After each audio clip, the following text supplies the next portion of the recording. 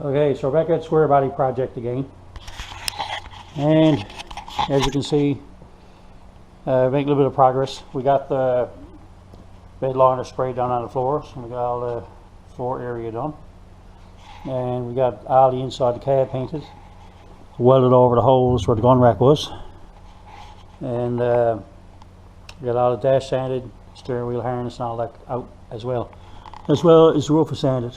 So we're going to try to spray some orange paint on this today, and so let's see if we can get moving along with it again. So we got the firewall to paint orange, the inside of the cab.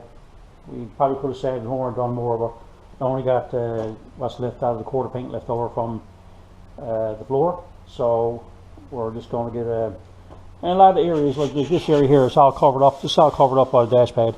So we're not really looking for 3 coats on this or anything, as long as this part is orange. The lower part of the dash, all down around here, I think it's from here down.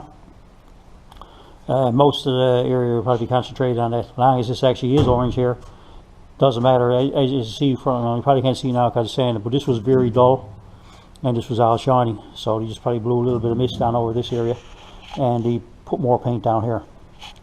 But that's all we have done with it right now. So we're not going to be painting the roof just yet, or in around the door jambs. So once we get moving along a little bit further with it, that's what we're going to do. But as for now, I'd like to get it back together and at least get it able so I can lay the truck back onto the chassis out there. So anyway, all the rest of the stuff will be done then. But even at now, if we're doing it now, we can put the steering column, the heater box, the heater controls, heater core, blower motor, everything that was in the cab, the harness, glove box back onto it and all that. So it'll be is at the point now as far as what is going to go come apart. So everything else from here on now is the build. We're at the end of the dismantling and most of the fabrication part. So next time see, we should have the first coat of orange on it. So we figure we do a little update. So this is the Square Body project truck that we're at, the dollar truck, and we end up painting the firewall, dash, back of there, inside the cab, and the ceiling. So and it's full of dust because we've had other stuff since then. So yeah, so still gotta fix this stuff somewhere around here in the area and that. So, and we gotta have the sander roof, but we weren't ready to do all that just yet. So anyway, in the meantime, we pulled the frame in from outside, and we cleaned it with a wire wheel and stuff, and it come pretty clean. It's pretty nice. So there wasn't any rust repair to do with it.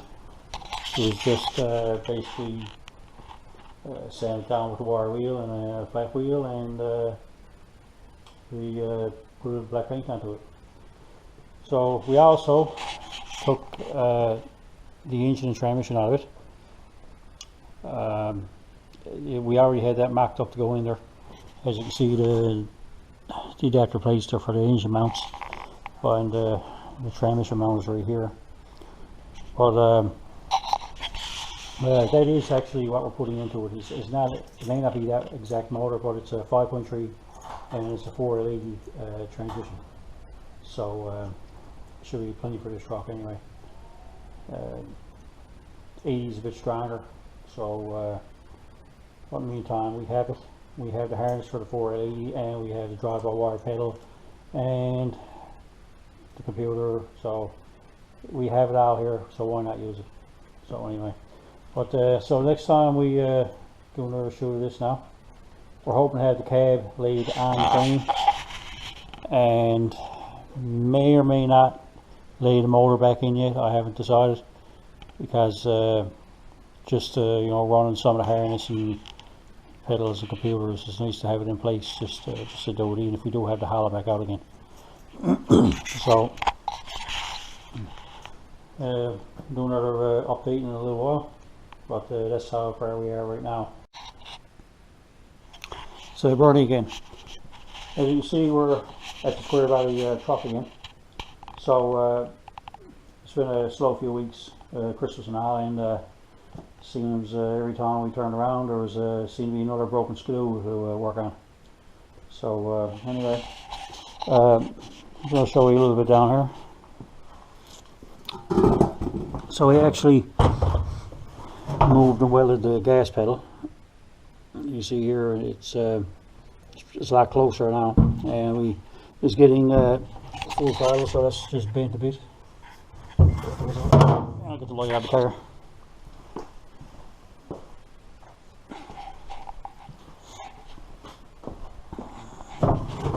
As you can see, we didn't really add anything onto it.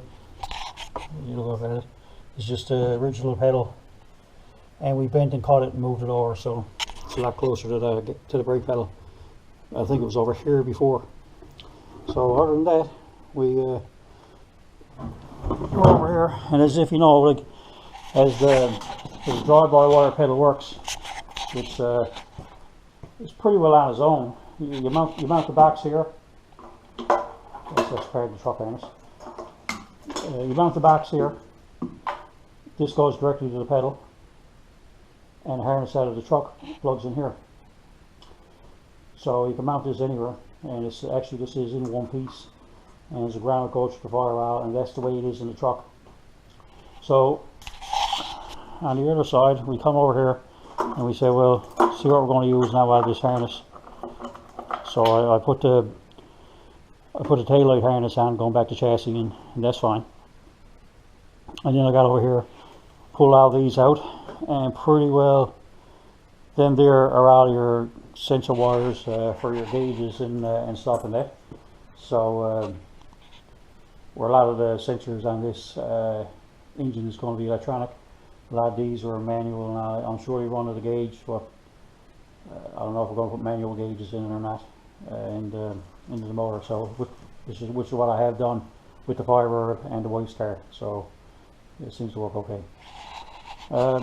Then we took all these here, run them over. These are the wires comes out of the original harness for your alternator, and the other two just block screws on here, and comes over, and that's basically your starter wires and your crank wire. So we done all that, and we put it on. I was going to go upstairs and get the harness, and then I remembers that we don't really use much of them wires, because what we have here, this is all in the harness that is up in out of the other truck. So other than a constant live that we're going to have to use, and a live with the key, that's pretty well all we're going to use out of the truck. Now we still need to use some of the wires, like this one here goes over to the start motor and grounds on the, or grounds, sorry, attaches to the main battery cable. That's fine, but it's also a piece in the harness that screws on here. They can just run that to there. So that's the next bit. Now we're going to, whether we use this smack-up engine, there's nothing wrong with that engine. It's just like I said, we even every time we make a base pan, it's usually on that engine, and there's no pickup in the base pan, so we can put one of that in there if we wanted to. And other than that is like throttle body and some stuff. But anyway, if we can mark it all up on this engine and get this one running if we want to, or we can just get the other engine out of the other truck. But what I think we're going to do a video on is I'm actually going to show how to use the wires and wire it in to get this running in the video, so anybody watch it would be able to do it, other than programming the computer part, which is only really shutting off the rear O2s, shutting off the EVAC, which is this here, and I think the other thing we do is the anti-theft, to turn the anti-theft off in the computer, and that's all done through a laptop, through HP tuners. So one of our friends has that, and then we'll put that in there and show how we before we shut the stuff off, and it should be makes for some interesting video anyway. Until next time, that's what we have done. See you then.